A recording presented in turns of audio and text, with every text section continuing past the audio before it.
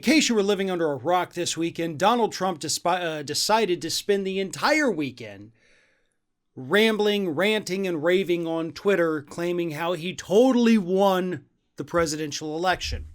Now, this was in response to Friday. The U.S. Supreme Court said, hey, guess what? We are not going to hear that election challenge being filed by the embattled Texas Attorney General Ken Paxton, who has his own legal issues he really needs to go focus on. Supreme Court said 9-0, unanimous. There wasn't a single judge, including any of the three that Trump put on the bench, that said, all right, we'll hear your case. Nope. All of them said no. Your case doesn't have merit. You have no standing. And if that sounds familiar, it's because that's exactly what I told you would happen. I think all of those people that have been fear-mongering for the last few weeks, I think they owe everybody an apology. So, it's over. Electoral College votes today. It is done. Just like we had it with me.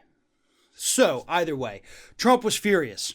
So he wakes up Saturday morning, sends out a BS tweet that says, I won the election in a landslide. But remember, I only think in terms of legal votes, not all the fake voters and fraud that miraculously floated in from everywhere. What a disgrace. Now, Twitter put up their little notification like, oh, this is disputed. But then they went a step further too. For at least a temporary, a short amount of time, they wouldn't let people like it or comment on it. You could still retweet it, but you couldn't comment or like it. That didn't last for too long, but at least they did temporarily limit the features of his account during his Saturday morning breakdown, mental breakdown. That's what he was having. He was absolutely losing his mind on Twitter.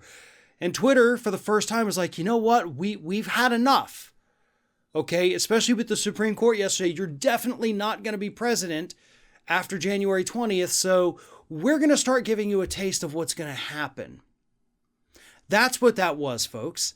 That wasn't just he's exceptionally out of control, let's mute this. No, he's been far worse in the past. I truly believe this was a little bit of, hey, guess what else is coming your way? You want to talk about being shadow banned? Yeah, that's about to happen to you because you're spreading lies and misinformation about our electoral process. That is dangerous. It's not like you're out there saying stupid lies that nobody cares about. No, you're actually delegitimizing this country and its processes. That's a threat. That is a danger. And they're going to limit you when you do that.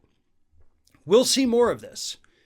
And I have no doubt that once Trump loses those world leader protections that Twitter says, we gave them to people and we don't want to undo them. Yeah.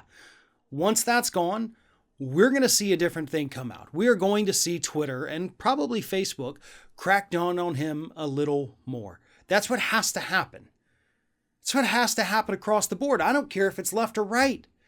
When you have people knowingly going out there spreading misinformation to the point that it actually delegitimizes our country, yeah, at that point, maybe it's okay for them to say, we're not going to let people like it.